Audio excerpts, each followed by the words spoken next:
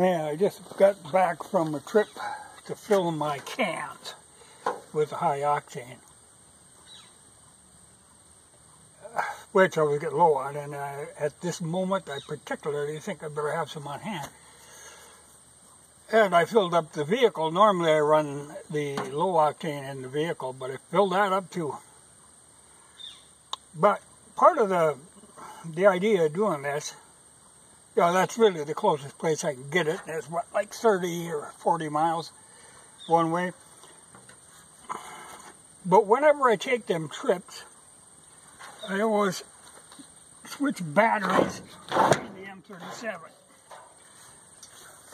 Now I've got 2,000 amp batteries in this that are in the series.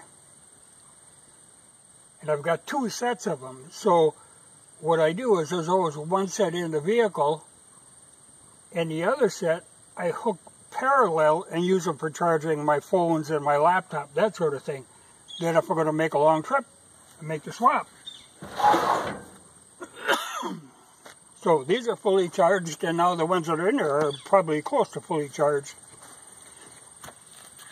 But when I got back, I had mail, a caliper rebuild kit for the front brake on my 500. That one caliper has decided it wants to kind of not retract all the way. If you use the front brake, sometimes it'll drag a little. After that, you got to get off and kick the caliper to get it to retract. So, you know, they're the original ones from '78, so I'll rebuild them. You know, and that's good to have. Anyway, but another deal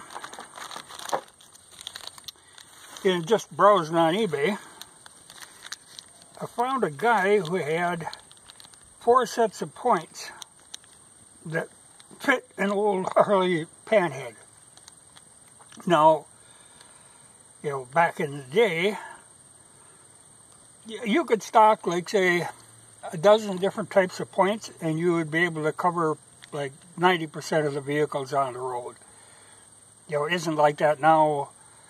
Even with spark plugs now, there is a bewildering array of spark plugs. You know, nothing is interchangeable anymore. But if I remember right, these panhead ones are the same as what fit in my 47 Chevy. So I've got 4 new sets of points. I think it was in my Chevy, but I know it was in something that I have.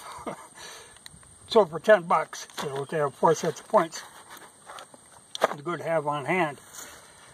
And now, I did the one video a while back talking about my momentary flash of wokeness. Well, you might not have believed me. So I have the evidence that I paid a whole $1 for.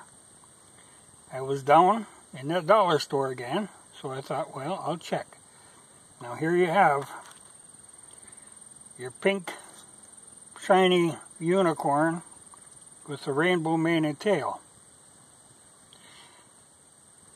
I don't know what I'm going to do with this thing, but I thought for $1, it's worth just proving that I wasn't making this up.